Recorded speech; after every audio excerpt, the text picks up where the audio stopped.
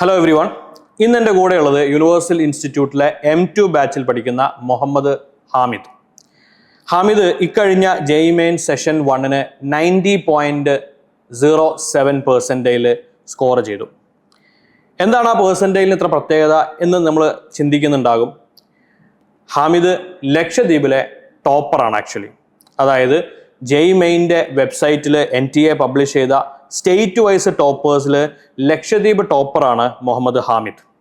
Hamid universal ഇൻസ്റ്റിറ്റ്യൂട്ടിൽ universal public സ്കൂളിൽ +1+2 പഠിച്ച് ഇപ്പോൾ ഇവിടെ തന്നെ റിപ്പീറ്റ് ചെയ്യുന്ന സ്റ്റുഡൻ്റാണ്. ഹാമിദ് എങ്ങനെയാണ് ആക്ച്വലി ലക്ഷദ്വീപിൽ നിന്ന് യൂണിവേഴ്സലിൽ എത്തിയത്, അതുപോലെ തന്നെ JEE മെയിൻ്റെ പ്രിപ്പറേഷൻസ് എങ്ങനെയായിരുന്നു, എന്താണ് ഏതൊക്കെ എക്സാമുകൾ ക്വാളിഫൈ ചെയ്യണമെന്നാണ് ഹാമിദ് ഉദ്ദേശിക്കുന്നത്, ഇങ്ങനത്തെ കാര്യങ്ങളൊക്കെ നമുക്ക് ഹാമിദിനോട് ചോദിച്ചറിയാം.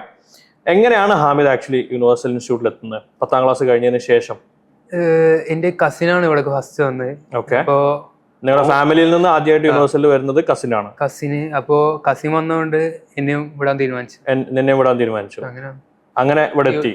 സോ +1 മുതൽ യൂണിവേഴ്സൽ ഇൻസ്റ്റിറ്റ്യൂട്ടിൽ പഠിക്കുന്നുണ്ട്. നീറ്റ് ആണോ JEE ആണോ പ്രിപ്പയർ ചെയ്തുകൊണ്ടിരിക്കുന്നത്?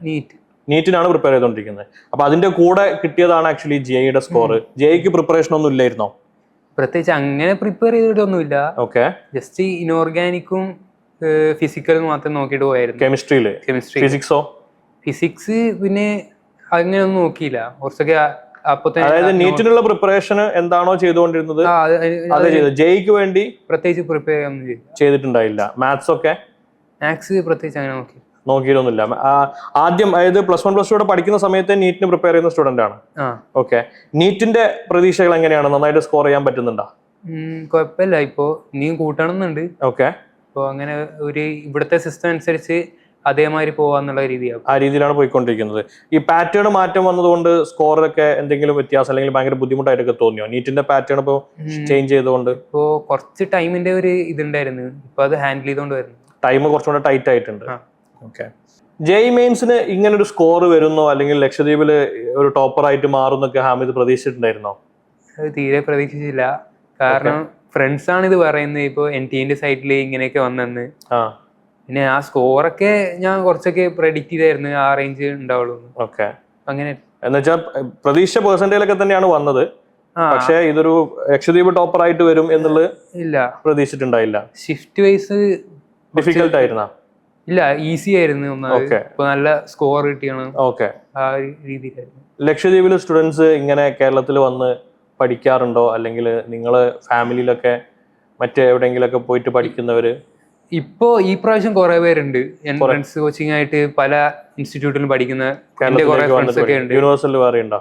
യൂണിവേഴ്സലിൽ ഇപ്പൊ ആണെങ്കിൽ +1+2 പഠിക്കുന്നവരുണ്ട്. ഓക്കെ. അപ്പൊ അങ്ങനെ.